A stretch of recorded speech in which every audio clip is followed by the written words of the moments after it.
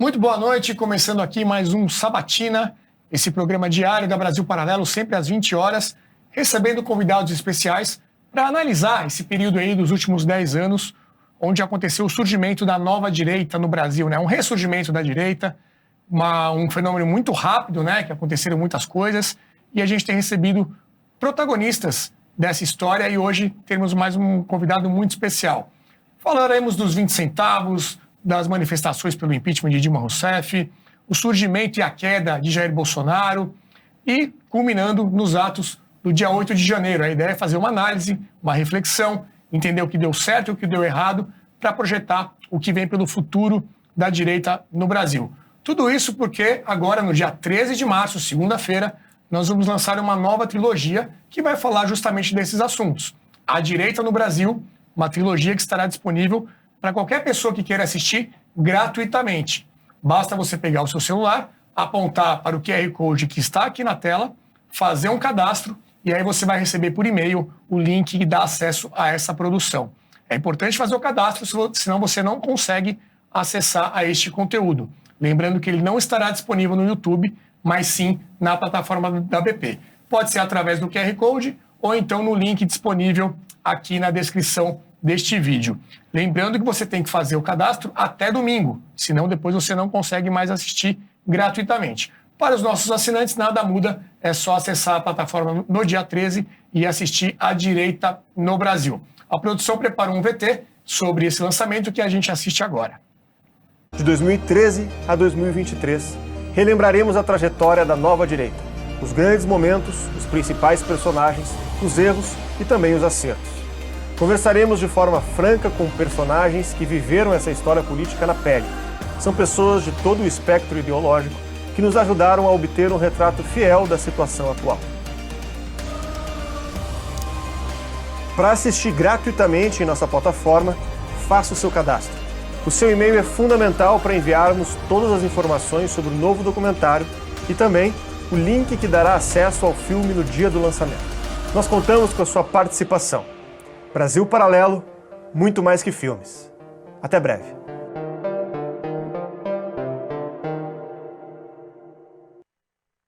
É isso aí, faça o seu cadastro, você tem até amanhã para poder assistir gratuitamente. Vamos apresentar aqui os outros entrevistadores desse programa de hoje. Flávio Barreto, diretor comercial da BP, boa noite. Boa noite, Renato. Prazer estar aqui novamente. É isso aí. Diego Rosa, nosso jornalista, roteirista aqui da BP. Boa noite, Renato.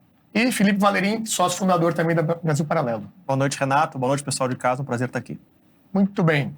Nossa convidada, Janaína Pascoal, muito obrigado por ter vindo. Eu que agradeço. Ela que é advogada, jurista, professora e ainda deputada estadual, né, Janaína? Por alguns dias, até terça-feira. Muito obrigado pela presença, doutora. Eu que agradeço o convite, uma honra. Muito bem. Primeira pergunta, doutora. A senhora Me chama de Janaína. Janaína. Tira, porque é mais fácil, Então, fica mais próximo. Ótimo. A senhora foi eleita em 2018 com mais de 2 milhões de votos, né, um recorde, é a parlamentar mais votada da história do Brasil.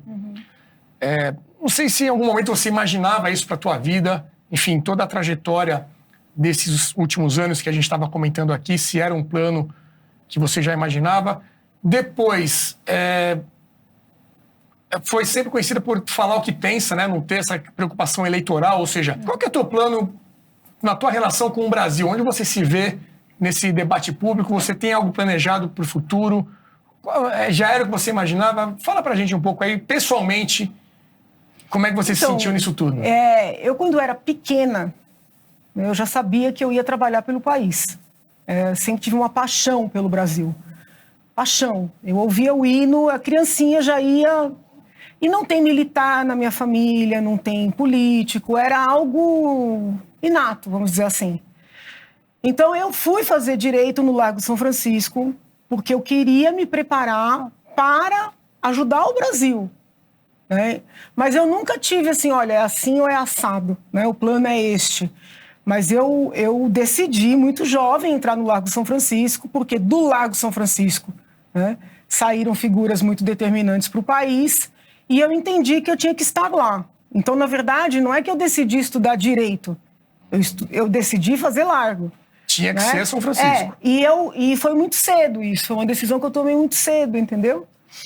E então, assim, a minha relação com o Brasil é uma relação de guardiã. É assim que eu me sinto, sabe? Observando quem está no poder, o que é que está fazendo, como é que está fazendo, por que é que está fazendo. Eu me sinto assim, um pouco guardiã. Tanto é que, independentemente de cargo, né, eu sempre acompanhei os projetos legislativos, sempre tive interesse em estar atualizada com as notícias, sempre procurei ouvir e ler vários veículos, porque eu entendo que é dessa pluralidade que você consegue ter uma maior proximidade da verdade, né? Então, assim, eu sempre tive isso muito claro. Mas não necessariamente que ingressaria numa política partidária, numa política institucionalizada, entende? E essa tua pergunta ela é interessante, né? Você fala o que você pensa, independentemente de interesses eleitorais ou eleitoreiros. Eu tento explicar para as pessoas, e isso nem sempre é simples, né? Que eu acabei entrando na política para poder falar o que eu penso. E que se eu precisar falar algo diferente do que eu penso para ficar na política, eu prefiro não ficar. Em certa medida, né, esse mundo da política partidária institucional está me espirrando. Né? Se a gente parar para refletir. Então, assim, eu lembro que as pessoas me aconselhavam. E, obviamente, os conselhos são dados conforme os objetivos e a mentalidade de quem dá. Né? Então, eu entendo que essas pessoas me aconselharam para o bem, conforme o pensamento delas e o entendimento delas do que era o meu objetivo. Então, elas diziam, Janaína, você não pode dizer isso, né? Você não pode fazer tal crítica, você não pode, porque isso vai te tirar votos. Mas essas pessoas não estavam me aconselhando equivocadamente. Elas estavam dando o conselho certo para o que elas entendiam que era o meu objetivo. Mas meu objetivo nunca foi me eleger. Né? Meu objetivo era ter um espaço de livre manifestação, entendeu? Onde eu possa efetivamente colaborar para o meu país. Porque os políticos, eu falo isso de maneira muito respeitosa, porque estou tendo ainda, né, uma vivência muito, muito saudável, né, dentro da política. Mas os políticos, eles são capturados pelos próprios discursos que os elegeram. Então, eles ficam reféns. É muito comum você conversar com um colega, o colega concordar com você no privado, e no mesmo dia o colega sobe na tribuna e fala o contrário. Né? Eles ficam reféns dos próprios discursos. Então, o político finda podendo... É tão maluco isso que eu vou dizer, mas ele acaba podendo muito pouco. Porque como ele tem dali 4 anos, dali 2 anos, a depender... ele vai ser testado novamente, ele vai ser avaliado novamente, ele tem que manter, ou conquistar, ou manter um público. Ele não fala o que é necessário de ser dito, entendeu? E eu não quero ficar refém. Então, assim, você vai se candidatar novamente? Não sei, pode ser que sim, pode ser que não. Mas se isso ocorrer, eu vou seguir falando o que eu entendo que é importante de ser dito. Ainda que o resultado eleitoral seja pífio. Entendeu? Porque senão não vale a pena. Eu lembro uma entrevista da senhora para a Jovem Pan, se não me engano. Assim que foi eleita, o governador Dória, aí perguntaram, a senhora vai ser base ou vai ser oposição? Você falou, olha, naquilo que eu achar bom, eu vou ser base, naquilo que eu achar ruim. E assim eu não vejo Porque outra o papel forma, do parlamentar é fiscalizar o executivo. É papel do parlamentar, papel constitucional. Então, assim, a pessoa, antes de buscar um cargo, ela precisa estudar o cargo. Né? Então, as pessoas, às vezes, não compreendem isso. E é da dinâmica da política nacional, mais do que nos outros países, essa vinculação. Então, se você é base, você concorda com tudo. Se você é oposição, você ataca tudo. E essa avaliação do que é bom para a população, né, ou do que é melhor para aquele momento histórico, né, para aquela circunstância, ela acaba ficando, não é nem em segundo plano, é em quinto plano. E a dinâmica da política nacional tem muita dificuldade de compreender uma pessoa com a minha mentalidade. Veja, não estou dizendo que eu estou certa, estou dizendo que eu penso que esse é o certo. E eu ajo assim. Agora, eu senti que eu sou mesmo muito fora, né, de contexto. Talvez até não é para política, é para o momento que a gente vive. Porque eu me sinto assim na advocacia, eu me sinto assim na universidade. Né? Você tem que ter grupo, você tem que ter time, você tem que ter pacote fechado. Né? É óbvio que tem alguns grupos que são mais gritantes. Né? Se a gente pegar determinados grupos, eles são mais gritantes nessa necessidade de adesão. Mas é um pouco do momento vivido. E né? você se frustrou muito com as críticas no meio desse processo todo? Por as pessoas não entenderem? Não, eu já estava acostumada com crítica, né? Da minha história ser criticada, mas não é uma frustração pessoal. Eu tenho pena. Entendeu? Eu tenho pena do que o país perde, do que o povo perde. De oportunidade, né? Com essa dinâmica, entendeu? Mas o não por mim. E como é que fica o balanço para você, assim, no sentido do seu potencial de ação, né? Porque você, de uma certa forma, protagonizou o impeachment de uma presidente, né? E isso sem um cargo eletivo, né? E depois você teve uma experiência como deputada, né?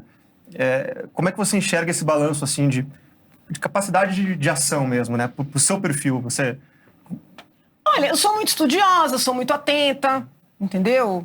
O processo de impeachment foi um momento em que eu meio que entendi, né? Por que meus avós queriam que eu fizesse medicina. E eu era muito estudiosa, eu tinha condições, né?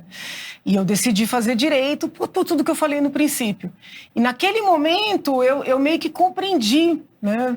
Foi um dos momentos em que eu vi com clareza, meu Deus, foi para isso. Porque eu peguei aquele sentimento que estava nas ruas e eu consegui materializar num instrumento. Um instrumento com a possibilidade de... Porque é isso que às vezes eu explico para as pessoas não compreendem. Não, mas olha quanta gente tem na rua. Não importa se da esquerda ou da direita. Não, porque o povo quer. Tem gente na rua. É difícil essas pessoas compreenderem que entre você querer e ter muita gente na rua e se criar um instrumento e trabalhar um processo para viabilizar o resultado, tem uma distância enorme. Então, ali foi um momento que eu me senti, assim, muito, não importante, mas eu senti muito sentido, né? Eu vi muito sentido em ter cursado direito, porque eu consegui criar o instrumento, entende? Depois, no mandato, na condição de deputado estadual, eu precisei, vamos dizer assim, me reinventar. Por quê? Porque a minha área de atuação é o direito penal, né? Direito constitucional, direito penal, que é muito mais do âmbito federal. E, de repente, eu estou no estadual e eu preciso fazer a coisa acontecer. E aí eu mergulhei em outras áreas, né? Em outros desafios e entendo que consegui desempenhar, consegui implementar muita coisa, consegui barrar muita coisa ruim, né? Mas, assim, o mandato amarra. Isso as pessoas muitas vezes não têm consciência, o mandato amarra. Eu lembro que eu queria entrar com mandado de segurança para impedir que o falecido, saudoso prefeito Bruno Covas, que ele construísse um parque ali no Minhocão.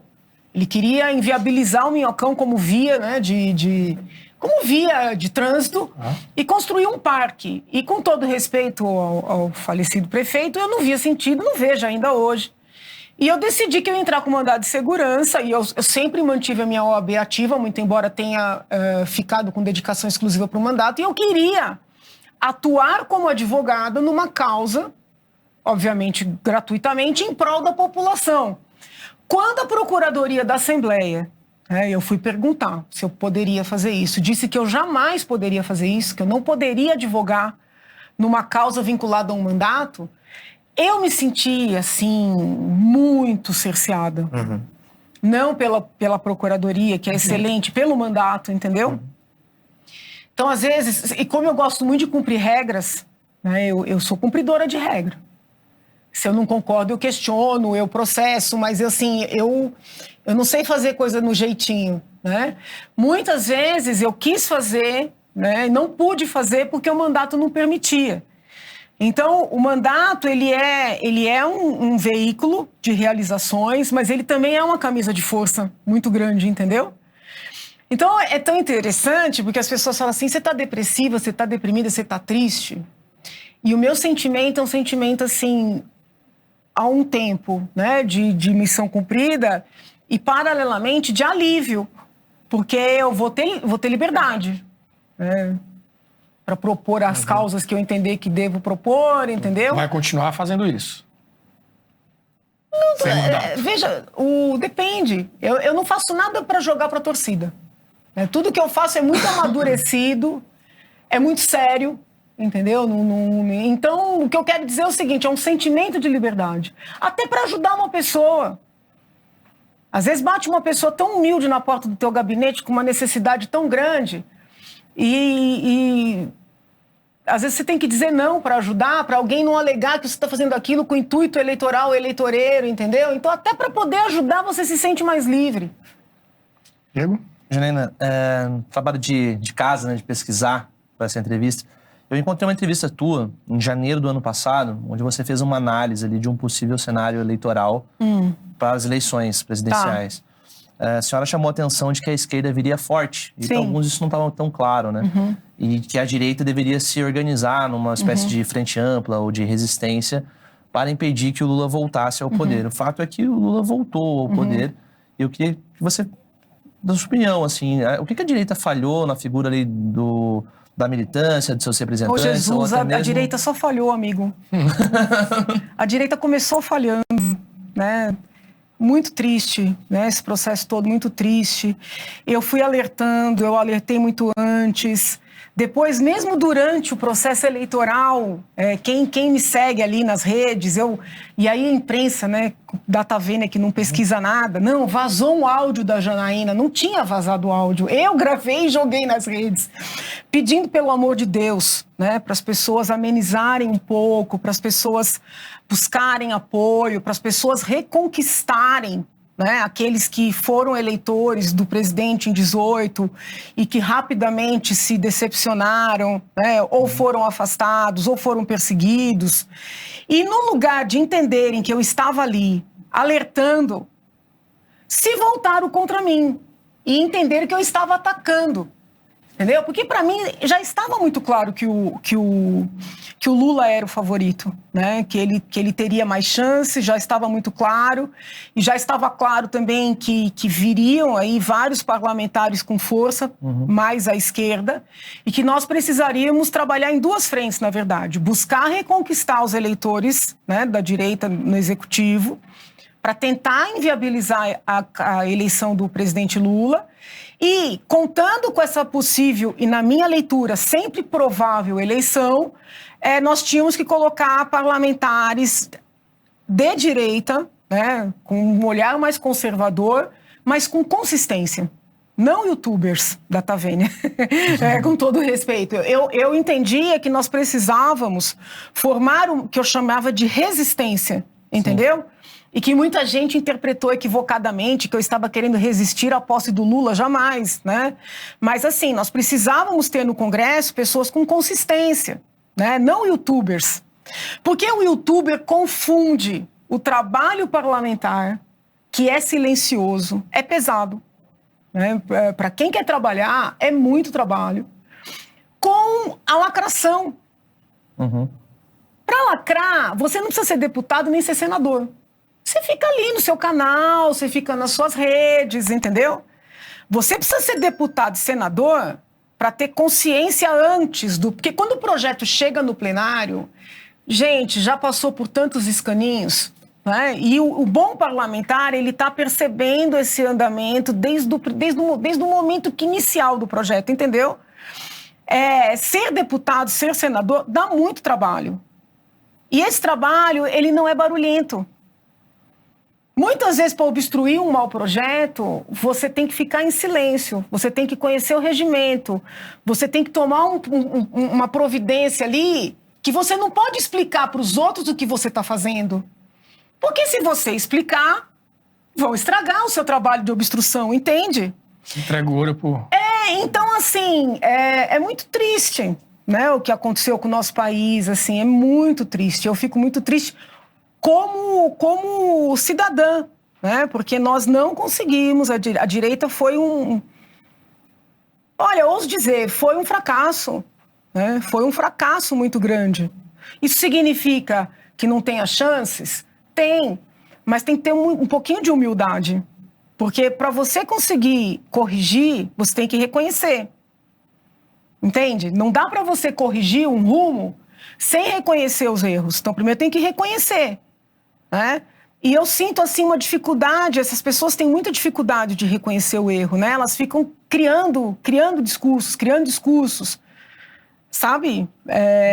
Mas quando a senhora disse que foi um fracasso, você não acha que tem um legado também? Enfim, pessoas sabendo, ainda longe do ideal, mas sabendo o que é ser de direita, o conservadorismo. Se a gente for olhar lá atrás para 2013, quando tudo começou, né? Aquele início desse movimento, com o que temos hoje, obviamente que o resultado da eleição não eu só agrada, acho mas... que é uma direita ainda. Pode ser que daqui para diante vá qualificar, pode ser, entendeu? Mas é uma direita ainda muito grotesca. É uma direita que não consegue fazer uma crítica consistente sem uma agressividade, sem um adjetivo. E com isso abre portas, né, para todo tipo de reação, inclusive jurídica. Então acaba não caminhando, entendeu? Fora a má impressão que gera, né, na juventude, a má impressão que gera nas pessoas. É mais ou menos assim, não, se é para ser grotesco desse jeito, eu não quero ser de direita. Né? Então nós precisamos falar sobre isso para tentar dar uma chance, entende? Quando eu comecei esse processo todo, lá atrás, eu falava, gente, não confundam ser de direita, ser de esquerda, com ser defensor dos direitos das pessoas homossexuais, das pessoas transexuais, dos direitos dos negros, dos direitos das mulheres. Não confundam, são pautas completamente apartadas, que a esquerda, de forma muito habilidosa, porque eles são muito superiores, né, em termos de estratégia, de inteligência, de tudo mais. Manipulação da linguística, né? Mas não só de manipulação, de inteligência mesmo, eles são estratégicos, né? Tem que reconhecer. Eles, de uma maneira muito habilidosa, capturaram essas pautas e se apresentam como os defensores. E os direitistas, né, toscos, no lugar de compreenderem isso e até fazerem suas críticas, mas sem os ataques, caem na armadilha, partem para o ataque e dão razão para eles. Entendem? Então, assim, nós precisamos falar sobre isso, mas reconhecendo esses erros, né? Eu ainda não consigo sentir esse amadurecimento, né? Um amadurecimento do reconhecimento dos erros. Pelo contrário, parece que as pessoas insistem, né? Insistem no grotesco, insistem na agressividade. Uma pergunta sobre o seu passado pré-política. Tá. A senhora era professora na universidade. E advogada. Uhum. E na São Francisco a gente vê o alinhamento que a maioria se identifica mais com a esquerda. Sim. Né? Tanto apoio a Lula e tudo mais que a gente viu ao longo das eleições. E a senhora conseguiu transitar nesse meio até um momento que ascendeu para num momento que precisava, e foi uma liderança importante na época do impeachment, e aí ascendeu para a política. Mas a senhora já transitava nesse meio, e que lições de diplomacia a senhora pode compartilhar nesse momento com a direita? Por exemplo, o que eu sempre tive um comportamento, eu sempre critiquei, né, os colegas que usam a sala de aula para fazer política ou para pregar ideologias, vamos dizer assim. Eu sempre critiquei, eu não gosto disso. E como é que isso era recebido por eles, essas críticas? Eu entendo que a sala de aula, você está ali para ensinar, entendeu? Eu nunca falei de partido, nunca falei de política, nunca fiz pregação em sala de aula. Então, essa sempre foi a minha maneira de trabalhar. Agora, os nossos pilares, vamos dizer assim, eles acabam de alguma maneira aparecendo nas análises, tá? Então, tem alguns temas do direito penal, que é a minha cadeira, que, por mais que você não queira, eles estão vinculados, né, aos seus alicerces ideológicos, aos seus aos pensamentos filosóficos e tudo mais. Então, o aborto. Se você for nas faculdades de Direito hoje, na USP em especial, é uma verdade quase absoluta de que o aborto seria um direito fundamental da mulher. né? Isso é falado em sala de aula, isso é escrito em livros. E eu era já, muito antes de pensar em impeachment, praticamente a única professora que abertamente dizia que não. Porque uma pessoa não tem direito fundamental sobre outra. E para poder exercer todos os direitos, o direito básico é de nascer. Não é nem direito à vida, para não entrar nessa discussão quando é que começa a vida, é o direito a nascer. Entendeu? Para você poder exercer todos os demais direitos. Então, é uma leitura, hoje considerada como uma leitura à direita ou uma leitura conservadora, mas é uma leitura que eu entendo como eminentemente jurídica. Né? Como é que me desconstruíam na universidade? Pegando todos os meus argumentos jurídicos e reduzindo a um argumento religioso. Não, Janaína, na verdade, fala isso porque ela é religiosa. Né? Colegas até com os quais eu convivo bem, eu ouvi falar isso. Não vamos confundir argumentos de religioso. Eu nunca utilizei um argumento religioso em sala de aula. Eu não desmereço o argumento religioso, eu não desmereço, mas eu nunca utilizei uma fundamentação religiosa. Né? Outro tema, a lei de anistia.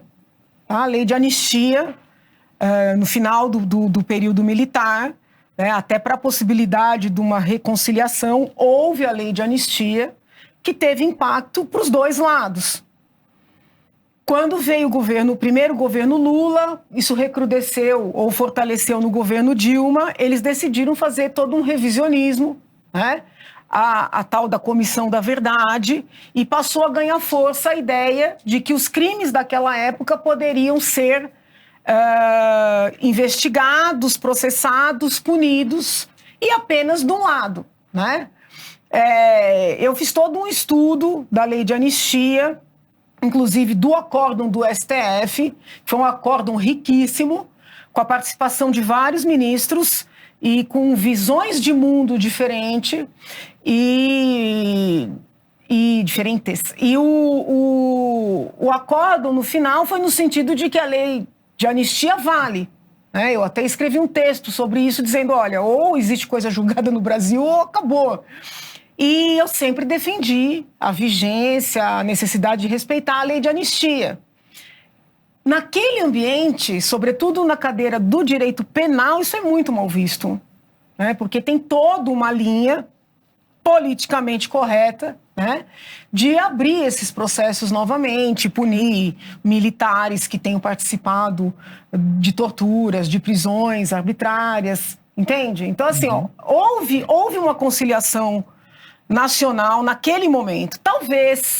Talvez, se eu estivesse lá, não teria concordado, tá? Pode ser que eu não tivesse concordado com essa conciliação naquela época. Porém, ela foi feita, né? Ela foi feita, houve uma larga discussão, teve um julgamento pelo STF e querem reabrir tudo. Então, é um outro ponto de divergência. E né? como é que era a sua relação com seus pares? Ela existia ou era apartada? Havia um debate de ideias rico? Eu sempre tive o procedimento de, por exemplo, quando eu organizava eventos, convidar todos os colegas com várias visões de mundo, entendeu? Mas assim, eu sei que eu sou muito incômoda. Falando nisso, a senhora conseguiu voltar da aula? Como a minha licença é uma licença imposta pela Constituição, tá? Então ela só termina automaticamente com o fim do mandato. O mandato termina dia 14, dia 15 encerra a licença. Mas como é que tá isso? Eu já fiz uma reunião... Pedido, só para contextualizar, né? Houve um pedido feito pelo diretor acadêmico. Isso, pelo centro, pelo CA, isso. Para que a senhora não voltasse a dar aula como professora na USP. Era o seu cargo anterior a assumir o mandato e agora naturalmente voltaria. É porque não tem essa possibilidade. Uma pessoa que é concursada, ela tem o dever de voltar. Né? Se não voltar, dá abandono de função. E como é que a senhora recebe um pedido desse, assim? Qual que é o que você sentiu ali quando viu aquele... Eu acho que, veja bem, advogado escolhe juiz? Advogado não escolhe juiz. Então, aluno não escolhe professor. Começa daí. Num ambiente que se diz plural, de uma universidade, é desejável que haja várias leituras, né, do mundo, do direito. Então, me parece razoável, né, que eles ouçam antes de decidir. Então, assim, não vejo muito fundamento, né, para essa manifestação, mas, assim, já fiz uma reunião virtual, que hoje em dia a gente fala reunião, mas não foi presencial, né? Com o diretor, com a vice-diretora, com o chefe do departamento. Então, a princípio, né, meu retorno está certo. Eu queria aproveitar um gancho, você explorou um pouco disso, sobre essa inabilidade da direita de tecer críticas de maneira mais sofisticada, etc. E dentro da própria direita, como é que você avalia isso, né? Porque uma das acusações do governo Bolsonaro e de várias lideranças é de serem extremamente resistentes à crítica, né? Sempre tinha um pouco daquela narrativa, talvez por esse risco da volta do PT, né? Era uma narrativa que se tinha muito, né? Não pode criticar, senão o PT volta e tudo mais. Então tinha um pouco dessa sensação, assim, de não podemos perder esse espaço que foi duramente conquistado e tal. Você acha que isso, de fato, atrapalhou a capacidade do governo de fazer uma autocrítica e talvez até conquistar os votos que faltavam para uma reeleição? Você acha que isso foi um fator determinante ou... Não, o que me intriga nesse governo que acabou foi essa dinâmica de, desde o princípio, eles criarem uma ficção de que eles estavam para ser derrubados. Isso me intriga muito. Porque, por mais que eu seja crítica, né, a várias decisões do STF, e sou crítica, né, ao exagero, vamos dizer assim, de intervencionismo no governo do Bolsonaro, e falei isso em várias entrevistas nas minhas redes, nas mais diversas searas, a gente pode até depois detalhar, mas eles criaram uma dinâmica estranha, né? Eu não consigo esquecer a madrugada em que eu conversei com a Carla Zambelli. Era abril de 2019 e ela estava convocando uma manifestação para proteger, nas palavras dela, o nosso presidente. Primeiros meses de governo. Sim! Eu recebi um áudio, eu conheço a voz dela, era a voz dela. Eu falei, mas vou ligar, porque isso aqui é um... Aí era uma convocação, porque querem tirar o nosso presidente, querem derrubar o nosso presidente, nós precisamos ir para as ruas. Isso não tinha 3 meses, 4 meses de mandato. Eu liguei para ela, era uma madrugada. Não, é espontânea. Eu falei, não é espontânea, porque o áudio é você convocando. Não, mas é necessário. Eu falei, mas é necessário por quê? Quem é que quer derrubar o nosso presidente? Se ele tomou posse agora, não tem 3, 4 meses. Não, é que você não sabe, você está em São Paulo, a gente aqui sabe. Bom, eu falei, isso está errado. Por quê? Primeiro que manifestação é coisa de oposição, não é coisa de quem está na situação. Quem está na situação tem que buscar tranquilidade para governar. Eu falei, Carla, quando estávamos do outro lado, né, buscando impeachment, buscando punição de quem cometeu corrupção, havia sentido manifestar. Vocês ganharam, tem que trabalhar, está na hora de trabalhar. E ela, na época, a gente era amiga, entendeu? Me tratava muito bem, e ela é muito boa, né, de retórica. Não, Janaína, não sei o quê, e eu tentando convencer, ela finge que concordou. Aí, quando eu vi que a coisa estava pegando, eu fui para as minhas redes. Eu falei, olha, essa manifestação é inoportuna, quem ganha tem que trabalhar, está na hora do presidente mostrar serviço, não é hora de causar conturbação no país. O mundo caiu na minha cabeça. Até gente com pau, literalmente, foi na porta da Assembleia para me pegar. Esse exemplo aí me parece um pouco fora de hora, mas, por exemplo, na reforma da Previdência houve manifestações. Mas como assim, fora de hora? Como assim? Não, porque supostamente havia uma tentativa de tirar o presidente lá em 3 meses, então talvez não fosse o caso de ter uma manifestação. Mas houve, por exemplo, manifestações da situação para uma aprovação de uma reforma. Nesse caso, não seria legítimo? Não faria sentido? Você não acha que elas ajudaram essa... Essa aprovação, por exemplo? Você diz de ir para as ruas? Isso, para Pra aprovar a pedir reforma da reforma Previdência, da houve manifestações. Mas não foi essa, né? Não foi para rua, não, foi outra. Não foi É essa. Eu acho que foi uma situação. coisa pontual, clara, uma coisa pontual. Não vejo problema de uma coisa pontual. Aí foi o povo na porta da Assembleia para me pegar de pau, porque eu estava contra as manifestações. Ligou um cidadão dizendo que ia chegar com 200 pessoas para me forçar a fazer um vídeo pedindo desculpas pro presidente. Falei, pedir desculpas do quê?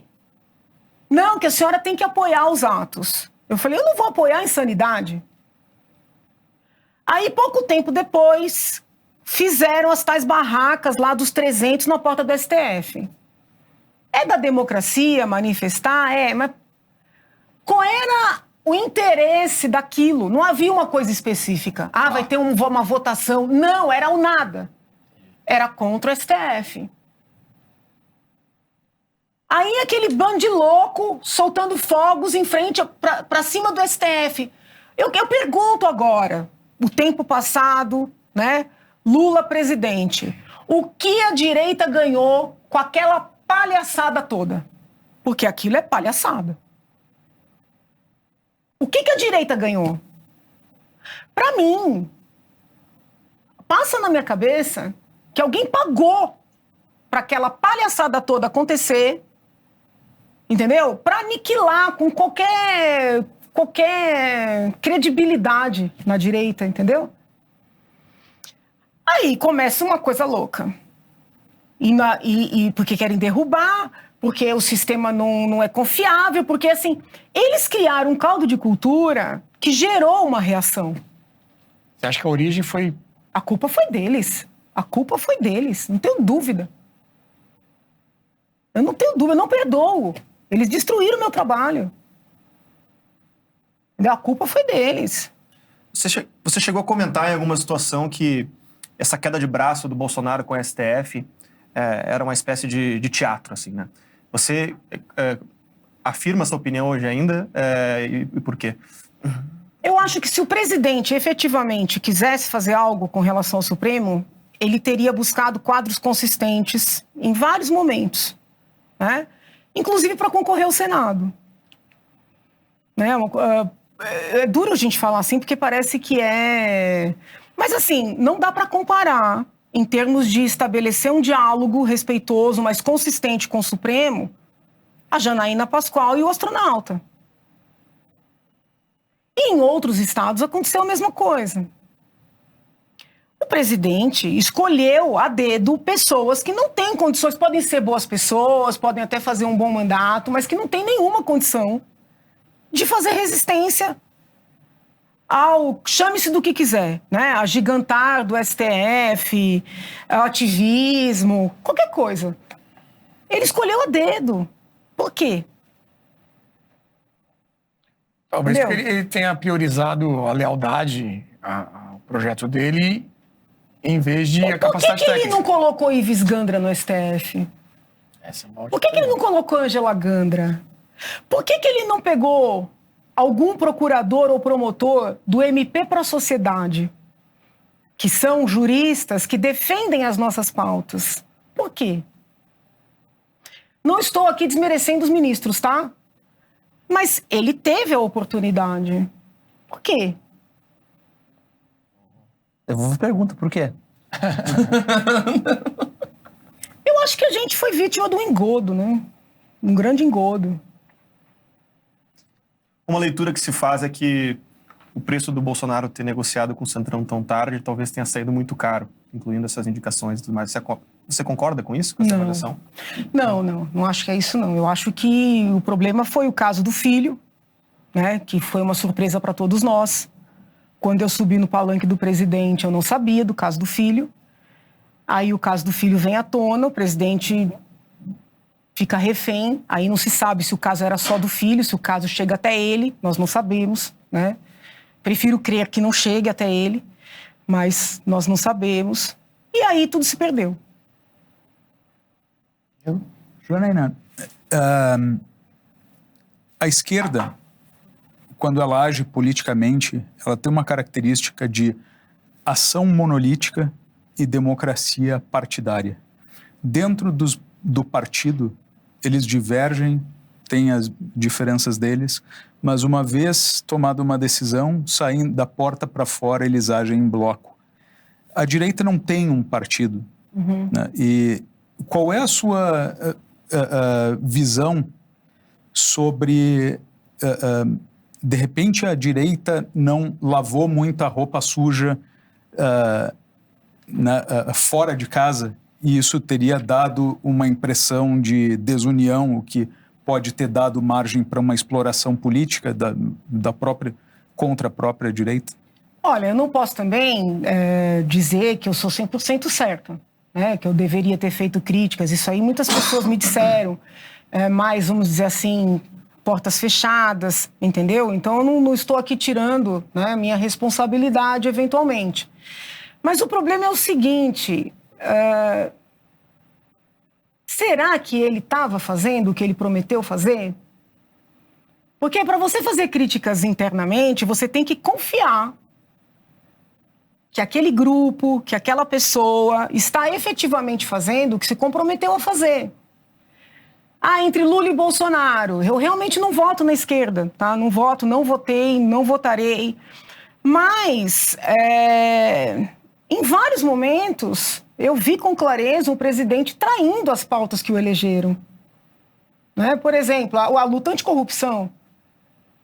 Grandes derrotas aconteceram pela caneta do Bolsonaro, seja sancionando, vetando. Pode dar alguns exemplos? O próprio juízo de garantia.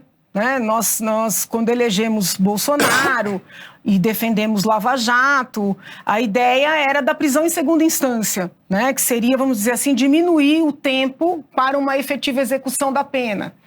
Quando é criado o juiz de garantia, na verdade, se cria uma nova instância. Entende? O Moro pediu para o Bolsonaro vetar, né? Bolsonaro, na verdade, desconsiderou. Aí eu não sei, uma leitura mais rasa, né? É porque ele viu que o filho dele podia, de alguma maneira, ser prejudicado. Ou talvez não, talvez ele tenha usado esse discurso da anticorrupção, entendeu? Não sei até que ponto isso era real. Não sei. Agora a gente tem aí essa investigação das joias, vamos ver o que isso vai mostrar. Não tem uma opinião formada. Do que a senhora viu até agora, alguma conclusão? O caso é grave. O caso é grave. O caso é bem grave. Então pode ser que nós tenhamos aí até surpresa. Porque assim, vejam bem, muitas pessoas perguntaram, Janaína, até recentemente, né? Você acha que tem motivo para prender o presidente? Você acha que tem motivo para deixar o presidente inelegível? Por esses discursos dele, que eu entendo que foram equivocados, que na verdade, muito responsáveis pela derrota, e podem resgatar. Eu sempre disse não. Não tem motivo nenhum para prender o presidente, não tem nada penal envolvendo o presidente, podem resgatar, coisa de 10 dias, 20 dias atrás. Agora, essa história das joias é estranhíssima. A depender, pode ter motivo para prisão, sim. Quando a senhora fala de não avançar com as pautas de campanha, a senhora vê uma má-fé do então presidente ou uma incompetência de articular politicamente para que elas avançassem? Eu não sei, porque houve um movimento assim muito deliberado de afastar quaisquer pessoas que pudessem trazer para o governo dele alguma consistência, entendeu? Houve um movimento de afastamento, né? Vários apoiadores, assim, que tinham alguma condição de participar, eles passaram a ser afastados, perseguidos. Eu vou te dizer, por exemplo, o meu gabinete sempre foi muito enxuto, muito enxuto. Eu tenho hoje, estou finalizando o mandato, estou com 5 assessores, contando o gabinete e a liderança. É algo que eu acho que historicamente nunca aconteceu. E eu acho que o número máximo de assessores que eu tive no gabinete, ao longo do mandato, foram 9. Quantas pessoas passaram pelo seu gabinete? Eu não fiz a conta, mas muitas pessoas. As parcerias não deram certo, né? Não deram certo, às vezes pela minha maneira de ser, às vezes pela maneira da pessoa, às vezes porque a pessoa... Mas você não afasta um colaborador difamando. Você senta com a pessoa e fala, olha, infelizmente não deu certo. Às vezes fica uma mágoa de parte a parte. Mas existe um cuidado, né, de você dizer, olha, não deu certo. A gente é até amigo, mas não dá para trabalhar junto. Às vezes você não consegue trabalhar com um parente, não é? Eles têm uma dinâmica de afastar difamando. E aproveitando... Por exemplo, o Major Olímpio, né? Falecido, Major, foi enterrado como traidor. Sem ser. Mas e aproveitando nessa linha, a senhora quase foi vice-presidente, né? Foi cogitada para ser vice-presidente. Eu falei enterrado, mas eu não sei se ele foi cremado, tá? Eu digo, ele faleceu. Ele Sim. faleceu e até hoje é chamado de traidor sem ser. Porque a briga dele com o presidente foi porque ele queria fazer a CPI da Lava Toga. E o senador Flávio mandou tirar a assinatura. Quando ele não obedeceu o senador, o presidente ligou. Isso é fato histórico. Então, o senador se indispôs com toda a base bolsonarista porque ele defendeu uma pauta que o elegeu e elegeu o presidente. Percebe? Uhum. Mas eles não conseguem, assim, não, separou, brigou, teve... Não, eles têm que difamar. Então, tem que vender para a população que aquela pessoa é traidora. Aconteceu isso na ocasião em que a senhora foi cogitada para ser vice-presidente do Foi um processo muito pesado ali, né? Foi mais de um mês ali de amadurecimento, de parte a parte. O próprio presidente foi muito correto comigo naquele período.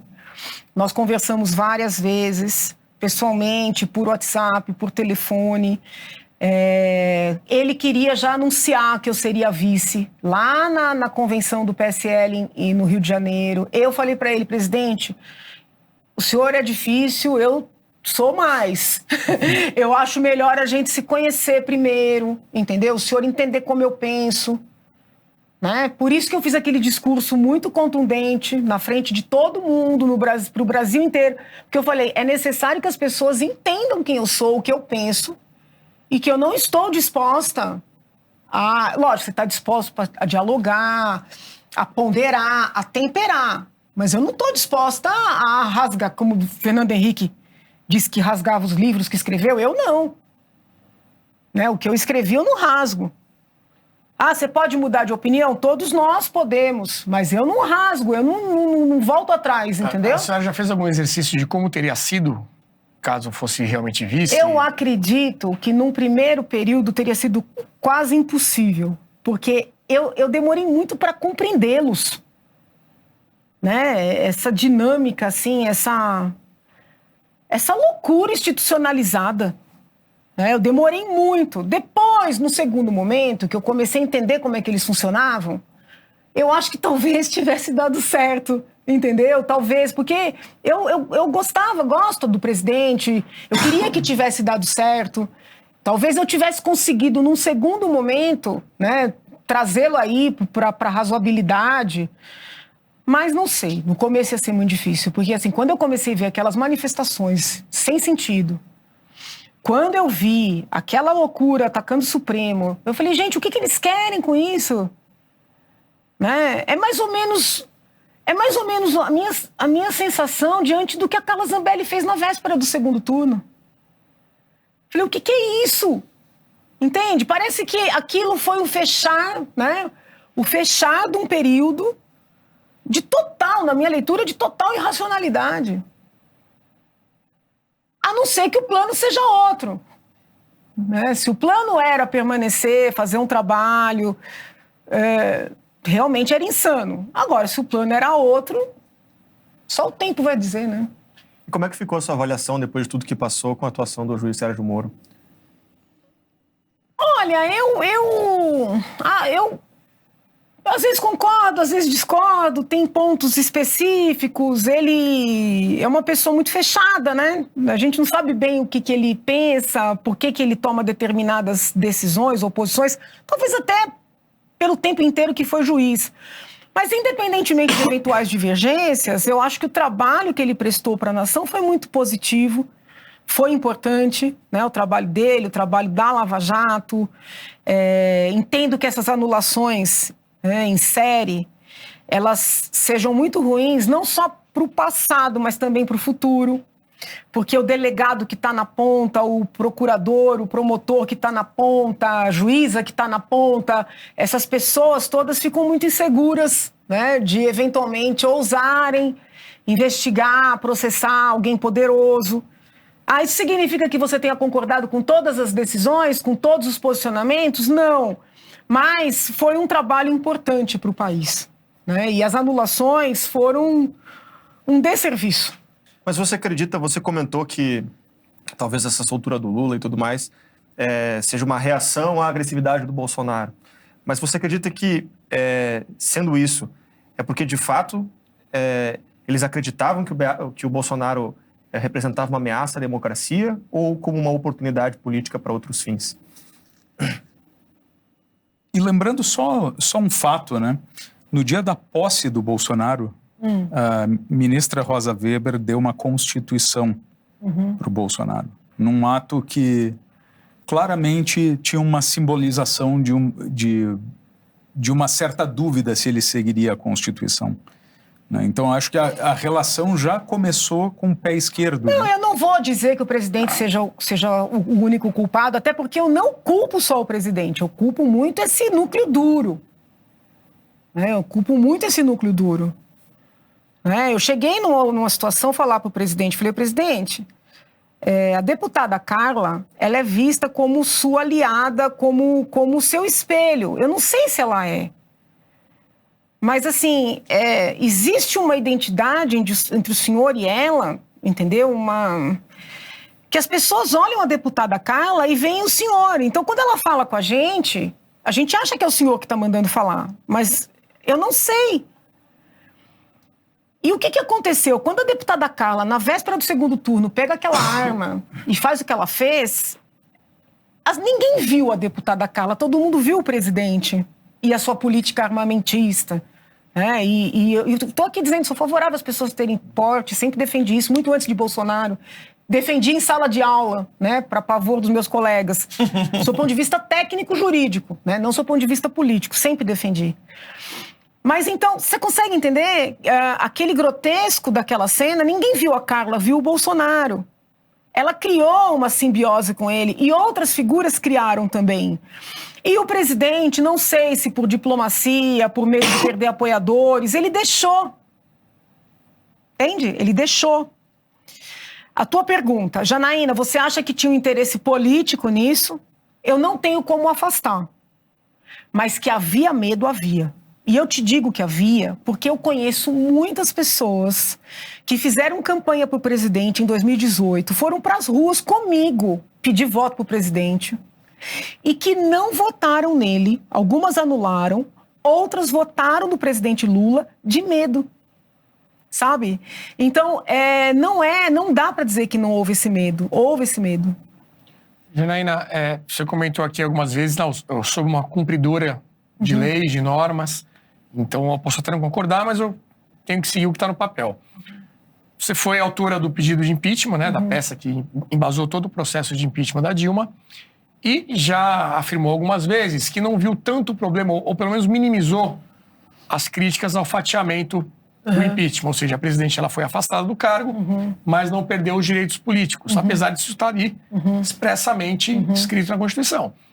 Você não acha que deixar passar algo como isso acaba abrindo a porteira para outras interpretações criativas da Constituição? Não. Então vamos lá. E isso é um problema Vamos lá, vamos separar a argumentação. Eu, na condição de advogada, ali fazendo a acusação da presidente, da ex-presidente, eu pedi o máximo do que estava ali previsto.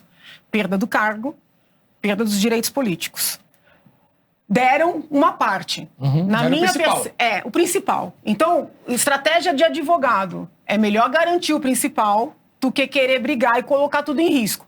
E fiquei revoltadíssima quando algumas figuras muito conhecidas foram recorrer daquela decisão, colocando o risco, criando o risco de uma anulação. Então, esse é um aspecto, tá?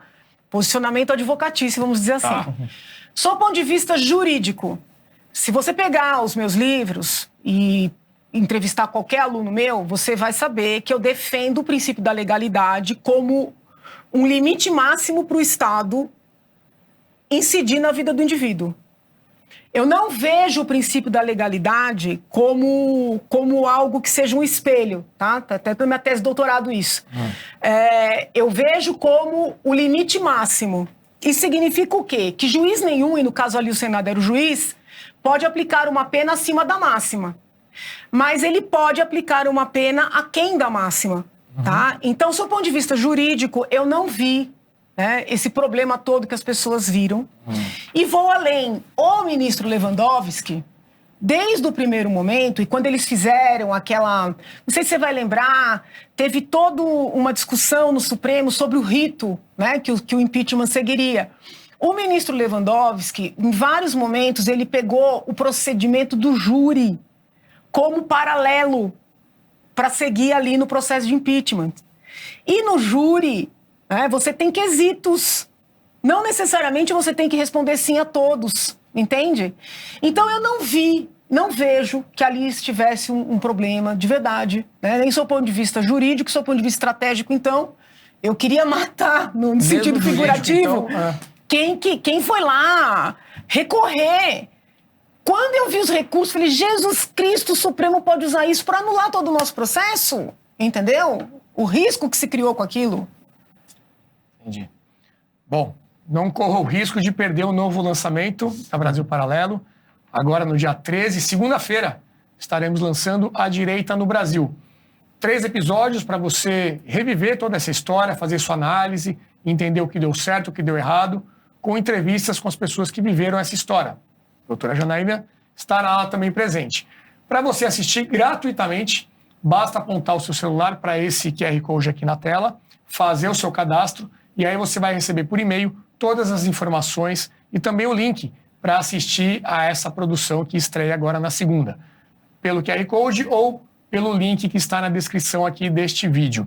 Vamos falar sobre os erros e acertos e pensar o que tem para o futuro da direita no Brasil e como isso poderá ser desenhado daqui para frente. A produção preparou um VT que você assiste agora. Das manifestações pelos 20 centavos em 2013 ao 8 de janeiro de 2023. Nosso novo documentário vem para responder uma pergunta incômoda. Afinal, existe um futuro para a direita no Brasil? A trilogia estreia no dia 13 de março no streaming da BP para todo o país. E agora temos uma grande novidade. Diferente das produções anteriores que eram lançadas exclusivamente para os assinantes no aplicativo ou gratuitamente no YouTube, essa será a primeira vez que faremos um lançamento gratuito em nosso próprio aplicativo. Desenvolvemos a tecnologia necessária para isso e iremos veicular gratuitamente por tempo limitado dentro da nossa própria plataforma. De 2013 a 2023, relembraremos a trajetória da nova direita, os grandes momentos, os principais personagens, os erros e também os acertos. Conversaremos de forma franca com personagens que viveram essa história política na pele. São pessoas de todo o espectro ideológico que nos ajudaram a obter um retrato fiel da situação atual. Para assistir gratuitamente em nossa plataforma, faça o seu cadastro.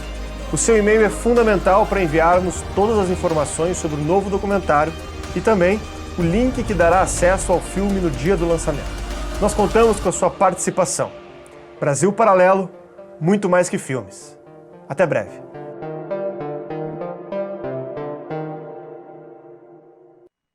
É isso aí, faça o cadastro, lembrando que você tem até domingo, até amanhã, para fazer esse cadastro e receber o link e assistir A Direita no Brasil.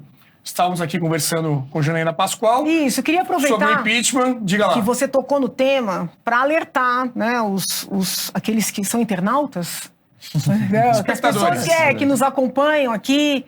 Existe um projeto, né, na verdade, é um anteprojeto no Senado para alterar toda a legislação que rege o processo de impeachment. Com todo respeito à comissão que elaborou, inclusive foi uma comissão presidida pelo ministro Lewandowski, mas eu entendo que se essa reforma passar, vai ser para pior, tá? Hoje um cidadão pode pedir o impeachment de um presidente, de um ministro do Supremo, de um ministro de Estado. Pode até ser que o pedido não seja admitido, que em regra não é, mas existe a possibilidade jurídica. Se essa reforma passar, nós vamos precisar de milhões de assinaturas que terão que ser checadas para que um pedido seja, assim, na verdade não é nem admitido, apresentado para poder protocolizar. Então é uma perda, né, de cidadania muito significativa, né? Então eu aproveito para alertar esse perigo aí que nos ronda. Sobre a pandemia, eu queria saber a tua avaliação. Bom, quando estourou a pandemia, governantes do mundo inteiro, né, se posicionaram, e talvez esse tenha sido o posicionamento mais arriscado do governo Bolsonaro, né, onde ele levantou a importância de a gente proteger a economia e tudo mais, e a liberdade individual. E ao longo do processo, tiveram vários percalços de comunicação, enfim, que trouxeram aí um prejuízo político muito grande, né? Como é que ficou a sua avaliação em relação a isso? Você acha que isso realmente foi o ponto, assim, mais importante para enfim, a derrota do Bolsonaro nas eleições e como que isso poderia ter sido feito diferente? Enfim, como é que é a sua avaliação? Eu acho que o presidente poderia... Veja bem, muitas pessoas que eu conheço que não votaram no presidente argumentam com a pandemia, mas não é a maioria. Eu acho que essa coisa das manifestações, de uma suposta... no suposto risco à democracia, isso acabou vingando mais, tá? Mas o presidente errou muito na forma, né? Quando ele minimizou a doença,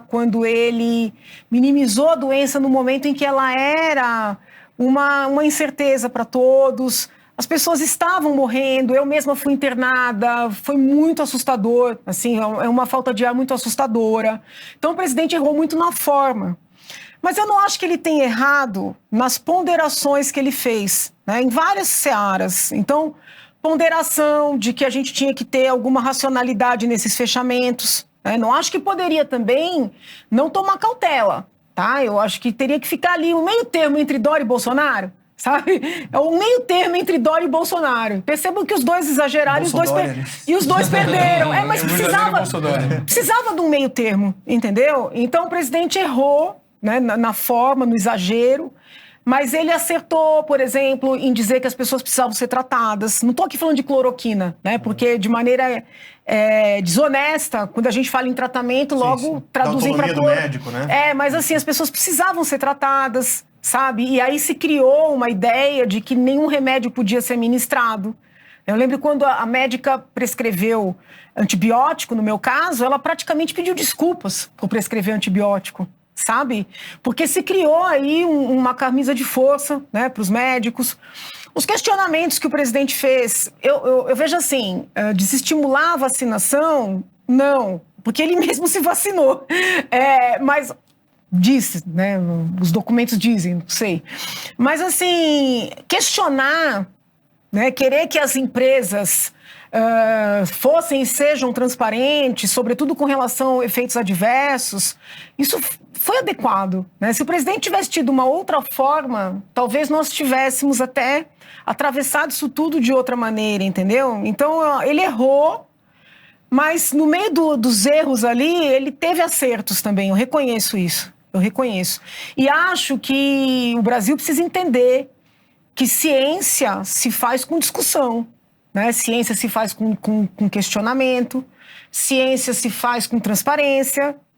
Nos outros países, as pessoas podem falar de eventuais efeitos adversos, não existe uma imposição tão ferrenha. Então, eu acredito que a gente ainda tenha que rever muita coisa nessa seara. A campanha do presidente Bolsonaro, lá em 2018, ela foi como um candidato antissistema, né? Uhum. E quando ele começou a governar, o primeiro ano dele foi aquela impossibilidade de fazer avançar as pautas. E ele só conseguiu avançar as pautas a partir do momento que ele começou a articular com o Centrão. A senhora acha, então, que foi uma...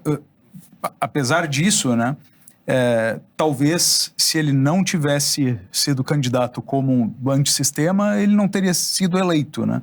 Então, qual a senhora acha que era o caminho a ser seguido para nem gerar na largada uma animosidade com as instituições e permitir uma governabilidade sem abrir mão ele teria, olha, eu até falei outro dia sobre o Lula, né, que ele vai ter que segurar os loucos dele, que o Bolsonaro não conseguiu.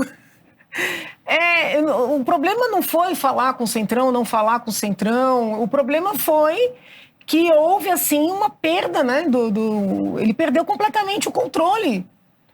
Então, quando ele começa a permitir que a base dele persiga apoiadores... Eu cheguei uma vez a comparar o bolsonarismo com o stalinismo. Porque eu não vejo o bolsonarismo perseguindo a esquerda. Perseguindo, não. Eu não vejo bolsonarista indo nas redes das deputadas de esquerda e fazendo o que fizeram, por exemplo, comigo. Mas com quem foi apoiador e quem defende de verdade as pautas, o que eles fizeram foi assim... Foi esmagar. Não tem outra palavra. Entendeu? Então, assim, eu tenho muitas dúvidas até que ponto eles realmente defendem essas pautas que eles dizem defender, sabe? Porque foi uma agressividade... A senhora faz uma distinção entre o presidente e esse entorno, sempre? Mas o problema é que ele nunca... Veja bem, quando a gente tem um cargo, e obviamente eu não posso comparar uma deputada estadual com o presidente da República. Quando a gente tem um cargo, muitas vezes você tem assessores que acabam falando em seu nome e às vezes até colocam em confusão. Mas você tem que estar atento, porque é muito fácil falar, não sabia. O Lula a vida inteira falou que não sabia, vamos ver como é que vai ser agora, Não sabia, não tem nada a ver comigo, fui traído, tal. Mas, poxa, foram situações reiteradas, situações públicas, discursos públicos, muitas vezes ele estava do lado. Ele nunca repreendeu. Ele nunca disse, olha, não, esse tipo de fala eu não admito, esse tipo de prática eu não admito. Então, para quem está do outro lado, ele está, na verdade, gostando. Ele fica na dele e os seguidores dele fazem o serviço, que é muito a dinâmica da esquerda. Entendeu? É uma dinâmica muito parecida, Eu tenho falado que a gente está, infelizmente, num pêndulo do mal, É um pêndulo do mal. É óbvio que cada eleitor, cada cidadão vai fazer ali as suas ponderações e vai ver quem é o menos ruim, que infelizmente esse é o nosso karma. O karma do brasileiro é votar no menos ruim. Mas assim, é muito duro, É um pêndulo do mal. Diego? Janaína, pergunta um pouco mais jurídica agora. A gente falou da importância da Lava Jato. Foi um braço importante na construção dessa nova direita que a gente está tratando aqui. O problema é que alguns analistas dizem que a Lava Jato ela pode ter tido um legado ruim, negativo, digamos assim, por conta dos supostos excessos do juiz Sérgio Moro, principalmente naquela questão do vazamento dos áudios, E que esses excessos poderiam ter sido determinantes na soltura agora do Lula, e se candidatou e se elegeu. Como que você enxerga essa análise? Você concorda? Eu ouvi, o que veio a público. Não tive acesso aos autos, mas assim, eu ouvi os diálogos, li as transcrições. Eu não consigo achar que eles seriam suficientes para essas anulações, tá? Porque nós vemos muito que no próprio Supremo existe um contato muito estreito entre os ministros, alguns advogados. Então, não consigo achar que seria suficiente. Mas em sala de aula, se eu precisar dar um conselho para os meus alunos ou para os operadores do direito que estão nos acompanhando, tem que evitar. Tem que evitar, porque efetivamente o nosso processo é o processo acusatório, onde tem que haver ali um distanciamento, uma separação da parte que acusa para a parte que julga. Muito dessa crítica é o que eu faço aos inquéritos do Supremo, onde o ministro Alexandre, ele é vítima, ele é investigador, ele é julgador. Então, se parar para refletir, a crítica que se fez à Lava Jato, em virtude do encontro desses diálogos, ela também cabe a esses inquéritos, compreendem? Então, é desejável, sim, haver uma separação total, tá? Daí a dizer, é suficiente para anular? Eu já acho que não. E os áudios da Dilma com o Bessias? Você está falando daquele caso que foi capturado depois? Isso. Que ele liberou um áudio a Dilma combinando do Lula virar ministro para não ser preso. Aí seria um excesso cometido pelo Moro na Lava Jato. Ali teve O problema é que ele já vinha tornando tudo público, Ele já vinha numa dinâmica de tornar tudo público, Por exemplo, agora esse inquérito das joias foi instaurado sob sigilo. Está errado. É um tema do nosso interesse como povo. Não sei quem é culpado, se tem culpado, quem é inocente, mas é um tema do nosso interesse como povo. Lá na Lava Jato, naquele momento, o Moro já tinha adotado o proceder de fazer tudo publicamente, entendeu? Então, assim, depois é que teve a discussão se ele ainda estava, vamos dizer assim, se aquela captação estava autorizada. Que no fim foi essa a discussão. Mas não a divulgação em si. É porque ele já vinha trabalhando nessa linha de ser tudo público. Agora, por exemplo, o doutor Bessias, eu sempre fico na dúvida se é Messias ou Bessias. Eu acho que é Messias e ela fala Bessias. Porque em alguns momentos... Ele agora é o AGU. Né? Com todo respeito, eu não estou gostando da condução dele na Advocacia Geral da União. Eu estou achando uma condução muito ideológica. Muito ideológica. Daí eu falar do pêndulo do mal. Né? A gente saiu lá dos excessos do PT, veio o Bolsonaro. Aí sai dos excessos de Bolsonaro, volta o PT com a mesma dinâmica que já foi rejeitada. É isso que talvez Bolsonaro não tenha compreendido e Lula não está compreendendo. Quando Bolsonaro foi eleito em 2018, não foi Bolsonaro que foi eleito. Foi alguém que tinha condições de tirar o PT. E agora Lula foi eleito, não foi Lula que foi eleito, nem o PT. Foi uma situação, né, alguém que apareceu ali com condições de tirar Bolsonaro. Então, Lula está tendo a chance de entender esse processo todo e buscar fazer diferente. Agora, não dá para fazer diferente com uma equipe tão ideológica. E o ministro, porque o chefe da AGU chama de ministro também, o ministro Messias ou Bessias, ele desde o primeiro momento tem mostrado um viés muito ideológico, né, com esse subministério da verdade. São várias, eu tenho visto todos os atos que ele vem publicando, né? E são todos muito ideológicos, nada muito ali na linha do que é o trabalho da AGU. Nesse tema, Janaína, de definição do que é verdade, né, o que é mentira, existem muitos perfis que estão sendo colocados em inquéritos de fake news, antidemocráticos, inquéritos que estão no STF e tudo mais.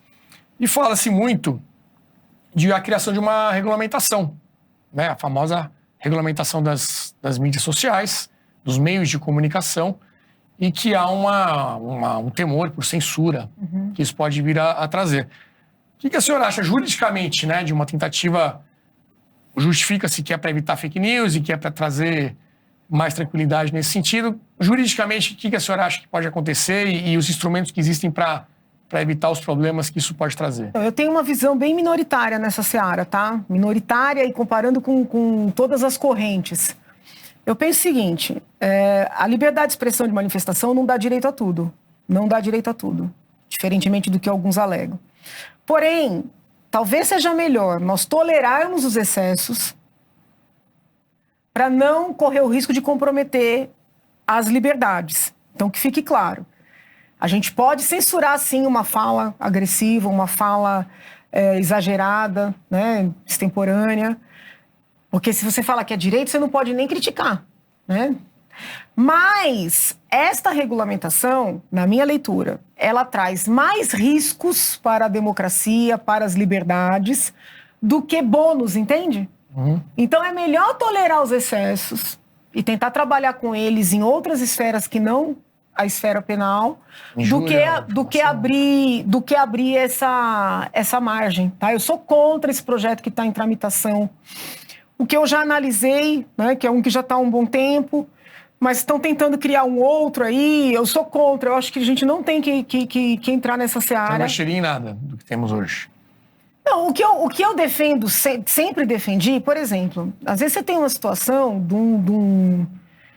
pelo horário, eu acho que não vai ter tanta criança, né? Mas você tem aí alguns materiais na internet que são muito prejudiciais às crianças, ensinando comportamentos que podem ser até suicidas, né? Existem sites aí na Deep Web, e não só na Deep Web, de estímulo à pornografia infantil, né? Estímulo à pedofilia. Eu sempre defendi que esse tipo de material fosse tirado de maneira imediata. E muita gente era contrária, inclusive na faculdade, por entender que isso fere a liberdade de expressão, a liberdade de manifestação. Eu não vejo assim. Agora, eu acho intrigante que há alguns anos atrás se discutia a retirada de um material pernicioso como esse, e agora as mesmas pessoas que discutiam a retirada desse tipo de material querem que tire um tweet, uma postagem no Instagram imediatamente, sabe? Então, assim, o que mudou? Aí sim eu acho que é uma perseguição à direita. Porque a própria criação da terminologia fake news, ela nasce quando a direita ascende ao poder. Entendeu? Aí eu vejo como uma perseguição da direita. Janaína, uma das figuras que foram muito importantes na construção desse novo pensamento de direita aqui no Brasil foi a figura do professor Olavo de Carvalho. Eu nunca vi a senhora falar nada sobre a figura dele. Curiosidade. Então você não pesquisou. O que você pensa sobre ele? O que você... O professor Olavo, assim. O professor Olavo, eu falei várias vezes, tive alguns embates com ele. O professor Olavo, ele tem uma obra muito boa. Obra que a maioria não leu. Né? Então, o professor Olavo, ele é muito mais conhecido pelos vídeos, pelos xingamentos, pelas brincadeiras, né? Do que pela obra. Se fosse conhecido pela obra, talvez a gente tivesse uma situação melhor. Né? Eu aposto que a maioria aí dos seguidores do professor Olavo nunca leram nada do que ele escreveu. Né?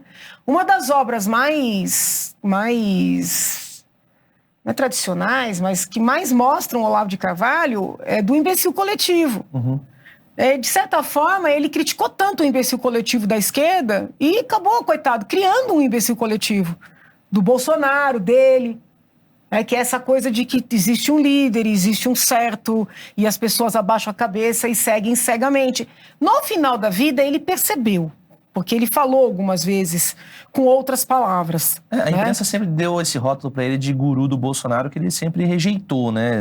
Esse rótulo. Você acha que ele tinha essa consciência de que, de certa forma, a obra dele influenciava essas pessoas que estavam em torno do Bolsonaro? A obra não, os vídeos, porque esse povo não leu o professor. Perdão, desculpa.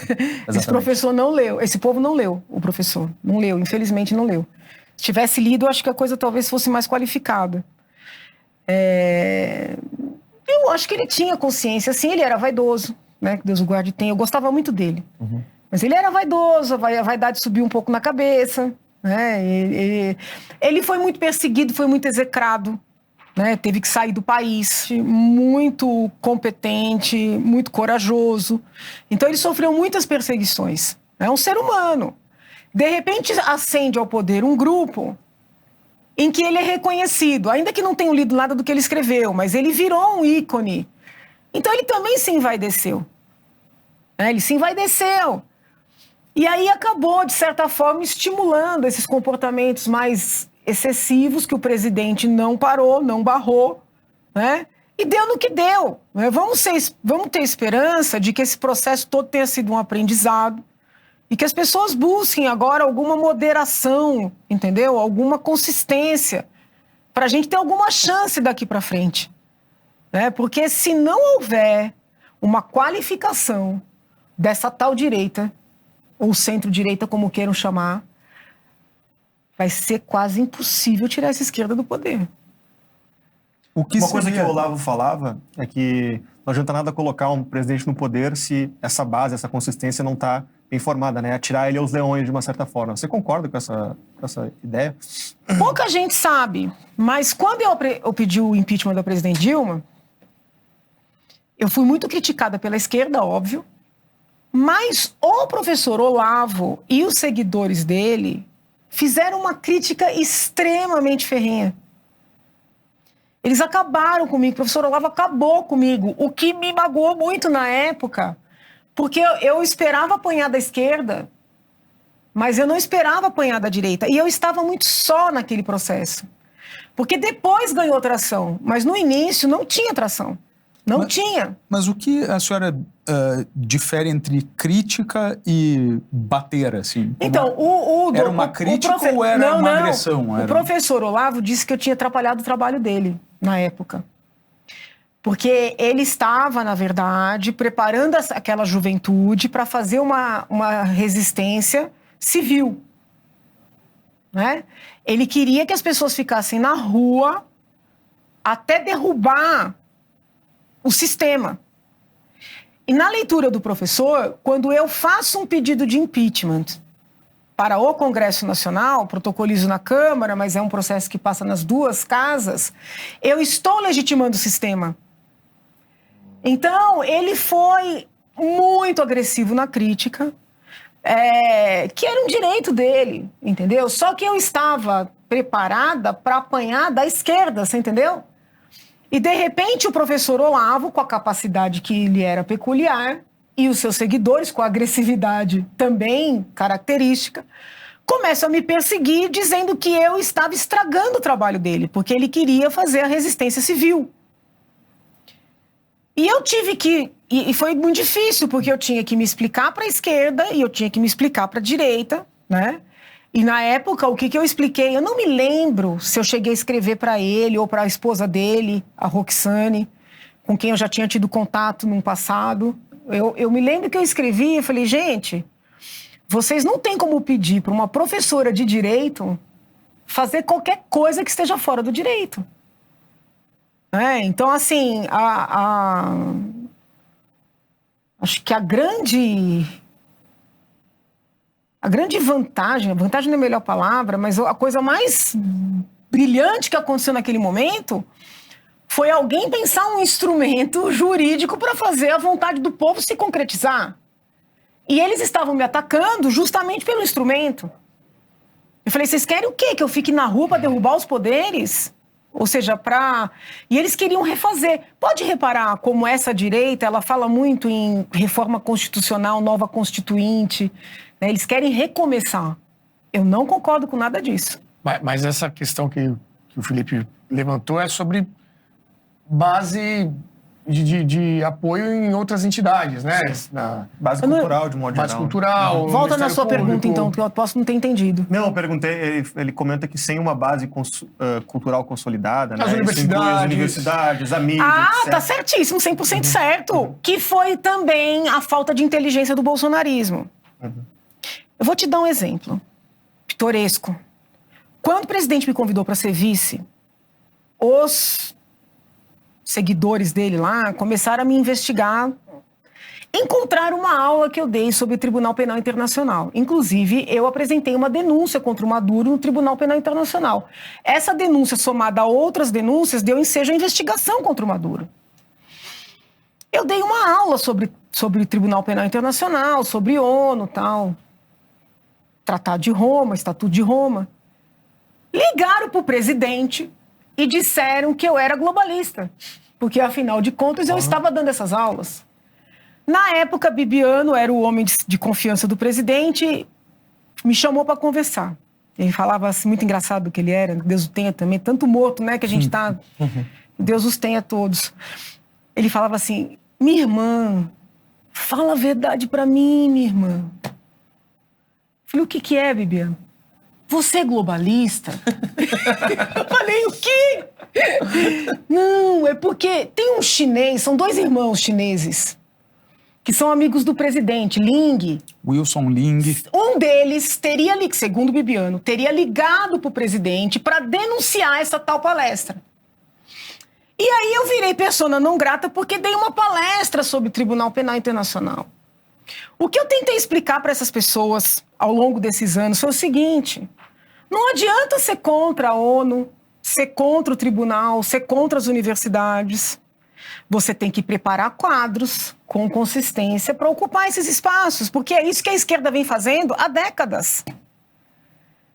Tanto é assim que o presidente Bolsonaro nomeou vários esquerdistas para vários cargos. Ah, porque ele era de esquerda? Talvez porque não houvesse tantas pessoas disponíveis com titulação para os cargos. Então não adianta bater nas instituições. Tem que preparar os quadros para ocupar as instituições. Nesse aspecto, Olavo de Carvalho efetivamente tinha razão. Olavo tem razão. Nosso tempo aqui está acabando. Temos uma última rodada aqui de perguntas. Alguém se habilita? Janaína, o que é uma direita madura para a senhora? essa direita que a senhora sonha em ver nos próximos 10 anos? Eu acho que é uma direita que não confunde, né, defesa das pautas com desmerecimento de grupos sociais. É uma direita que consegue conviver com todas as religiões, com os não religiosos, com os ateus. É uma direita que consegue conviver com pessoas homossexuais, transexuais, adultas que tomam as suas decisões, sabe? É uma direita que consegue conviver com várias formas de família. É uma direita que não persegue quem eventualmente fala algo divergente, ainda que pouco ou muito. É uma direita que não se pareça com o petismo, o psolismo. Infelizmente, o bolsonarismo se parece muito com o petismo, com o psolismo. Em qual sentido? Nessa dinâmica de adesão, né? de desmerecer, de desconstruir quem pensa diferente. Em especial, aqueles que são de direita. Né? Porque, pelo menos, PSOL e PT, eles desconstroem quem diverge, mas eles têm, né? Não vou dizer inteligência, mas é a estratégia. Né? Porque eu não acho que isso não é um modelo de nação, não é o que eu quero. Mas eles têm a estratégia de desconstruir quem está do outro lado. O bolsonarismo não. O bolsonarismo desconstruiu, perseguiu pessoas que defendem as pautas que o bolsonarismo diz defender. Então eu tenho que qualificar, entendeu? Eu tenho que estudar, tem que ler os clássicos. Não é só vídeo, não é só postagem, não é só rede social. Não quero que as redes sociais sejam cerceadas, mas não dá para você formar uma nação com base em pílulas de redes sociais, entendeu? Não dá. Perfeito. Janine, o Bolsonaro não se elegeu, né, para o cargo da presidência, mas a base ali comemorou ali um suposto parlamento mais à direita, né, para esse novo mandato, esses próximos 4 anos, né? Como que você enxerga isso? Acha que vai ter gente para fazer uma oposição? Tem gente qualificada ali, né? Não é questão de qualificado, mas eu não sei se são defensores reais das pautas. Muita gente colou no presidente porque queria se eleger. Né? A acusação que fazem a mim de que eu teria algum interesse, na verdade, não cabe para mim. Porque as pautas que eu defendia quando eu era estudante no Lago São Francisco. Com toda a dificuldade que era defender o que eu defendo naquele ambiente. Né? Décadas atrás. Mas essa crítica se aplica a muita gente que colou no presidente para se eleger. Tem algum exemplo? Vários, mas vou me dar o direito de não mencionar. Essas pessoas querem estar no poder. Então, se é interessante, vão defender. Se não é interessante, não vão defender. Lula já começou a sinalizar com a distribuição das emendas. Né? Lula já começou a sinalizar, inclusive para não ter a CPMI do 8 de janeiro. A dinâmica da política nacional, infelizmente, ela ainda é muito pautada, baseada na distribuição de recursos. Não é só o político, o povo pede. O povo quer. Que isso aí é tema para um outro programa, teria que detalhar bem isso aí. Então, eu acho que rapidamente muitos vão estar comendo na mão do Lula, ainda que na frente das câmeras digam o contrário. Perfeito. Você enxerga para o futuro da direita a partir de agora? Assim, como é que você enxerga os próximos anos? O que você acha que a direita precisa fazer para poder voltar daqui a 4 anos, enfim? Eu não estou muito otimista, não. Eu acho que o estrago foi grande. O estrago foi muito grande. Eu não imaginava, sabe? Quando eu lá naquela convenção do PSL, no Rio de Janeiro, falei o bolsonarismo tem que tomar cuidado para não virar um petismo ao contrário, eu estava alertando pelo que eu vinha sentindo, pelo processo que eu vivenciei ali, mas eu não imaginava que a agressividade ia ser tal, né? E que isso ia gerar uma reação tal, entendeu? Então o estrago foi grande. Eu acho que essa direita precisa buscar alternativas, com todo respeito ao presidente, a seus apoiadores. Eu não desgosto do presidente, não desejo mal a ele, muito pelo contrário, tudo que eu falei para ele ou dele foi para que eu queria que desse certo. Infelizmente não deu, mas eu entendo que essa direita precisa buscar uma alternativa. Acho que trazer Bolsonaro em 26 vai ser o maior erro que essa tal direita pode cometer, sabe? Seja para ganhar, seja para ter alguma chance de existir. Nós precisamos de uma alternativa. Né? E talvez, aí eu dando um passo além, os partidos tenham que se despir um pouco dessa natureza partidária, que ainda é muito arraigada aqui. Os caciques, sabe? O exercício arbitrário de poder, né? A dinâmica partidária no Brasil, ela é cruel. Ela é cruel, ela não dá espaço, é uma dinâmica da adulação, né? Seriam como pequenos feudos ali, pequenos feudos, entendeu? Vai ter que se despir, buscar esses quadros e fazer aí sim, como eles fizeram do lado de lá, que eles são bons, fazer uma tal frente ampla do lado de cá também, tá? Mas isso tem que começar logo, não dá para deixar para a última hora. E o presidente Bolsonaro é forte, ele é vaidoso, o núcleo duro dele ali é vaidoso, é personalista, ele vai querer se impor, eles vão tentar destruir qualquer um que tenha a chance de se apresentar em 26, até a primeira-dama. Eu falei que a primeira-dama seria uma possibilidade, não significa que eu esteja defendendo, tá? Não é isso, que seja ela. Mas eu falei que ela tinha a possibilidade de ser alternativa muito antes do Valdemar da Costa Neto falar. Eu falei na tribuna, quando eu fiz uma crítica a ela, de que ela estava exacerbando demais a divisão religiosa no país. Que foi um outro caso, né, que me gerou um desgaste enorme junto à direita. Eu falei, essa mulher tem carisma, essa mulher é uma alternativa em 26. Isso já está incomodando o núcleo duro do presidente. Entendeu? Zema vai incomodar, Tarcísio vai incomodar, todas as possibilidades vão incomodar e eles são duros no trabalho de destruição. Muito bem, Janaína, muito obrigado pela tua presença aqui com a gente, foi muito boa a conversa. Teu recado final aí, então, para os nossos espectadores. Eu peço que as pessoas não se contaminem aí, que eu estou um pouco pessimista. Eu acho que a gente tem que ter fé no nosso país, trabalhar pelo nosso país. Nós temos que nos preparar, as crianças têm que estudar, entendeu? É importante buscar vários veículos de informação. Né? Tem um livro muito interessante do Bobbio, que é Nem com Marx, Nem contra Marx. Né? Então, que você tem que ler autores de esquerda, autores de direita, sabe? Formar a sua concepção. A gente precisa de gente, né? Tem espaço para todo mundo. Falta gente qualificada para muitos cargos. Acaba a gente colocando pessoas que, infelizmente, não têm condição, né? E aí o resultado é ruim para todo mundo. Então, vamos criar, né, esse corpo aí para ocupar os espaços, né, no futuro próximo e que sejam pessoas democráticas. O que é ser democrático? É aceitar de verdade, no coração, né, que as pessoas são diferentes, pensam diferentes, têm direito de estar, de participar, de conviver, entendeu? Isso tem que ser sentido. Não adianta só falar, né?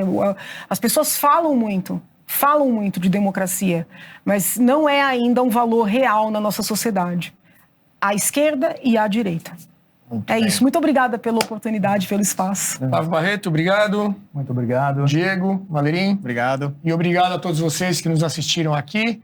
Amanhã tem mais, às 20 horas. E não se esqueça, para você assistir A Direita no Brasil, essa trilogia que estreia na segunda-feira, dia 13, basta se cadastrar apontando o seu celular aqui para esse QR Code e aí você vai receber todas as informações e o link que dá acesso a essa nossa nova produção, que vai falar muito de tudo isso aqui que nós discutimos hoje. Pode ser pelo QR Code ou pelo link na descrição desse vídeo. Não perca tempo, você tem até domingo apenas para fazer esse cadastro e assistir de graça. Se você já é assinante, não tem segredo, é só acessar a plataforma na segunda-feira, dia 13. Muito obrigado e até breve. Por que tantos rachas internos na direita vieram a público? Houve algum responsável por enfraquecer o movimento? O legado deixado pela Operação Lava Jato e pelo governo de Jair Bolsonaro foram positivos para o país? Para responder essas perguntas, decidimos produzir um dos nossos documentários mais importantes. 10 anos depois do início de tudo, entendemos que era necessário examinar o caminho percorrido para extrair lições e aprender com os erros. E processos como esse não são fáceis de serem enfrentados. A mentira cria raízes profundas e até mesmo na mente daqueles que dizem defender a verdade. Mas uma coisa é certa: roupa suja se lava em casa. E o cesto da direita está cheio de roupa para ser lavada. Das manifestações pelos 20 centavos em 2013 ao 8 de janeiro de 2023. Nosso novo documentário vem para responder uma pergunta incômoda. Afinal, existe um futuro para a direita no Brasil? A trilogia estreia no dia 13 de março no streaming da BP para todo o país. E agora temos uma grande novidade. Diferente das produções anteriores que eram lançadas exclusivamente para os assinantes no aplicativo ou gratuitamente no YouTube, essa será a primeira vez que faremos um lançamento gratuito em nosso próprio aplicativo. Desenvolvemos a tecnologia necessária para isso e iremos veicular gratuitamente por tempo limitado dentro da nossa própria plataforma. De 2013 a 2023, relembraremos a trajetória da nova direita, os grandes momentos, os principais personagens, os erros e também os acertos. Conversaremos de forma franca com personagens que viveram essa história política na pele. São pessoas de todo o espectro ideológico que nos ajudaram a obter um retrato fiel da situação atual. Para assistir gratuitamente em nossa plataforma, faça o seu cadastro. O seu e-mail é fundamental para enviarmos todas as informações sobre o novo documentário e também o link que dará acesso ao filme no dia do lançamento. Nós contamos com a sua participação. Brasil Paralelo, muito mais que filmes. Até breve.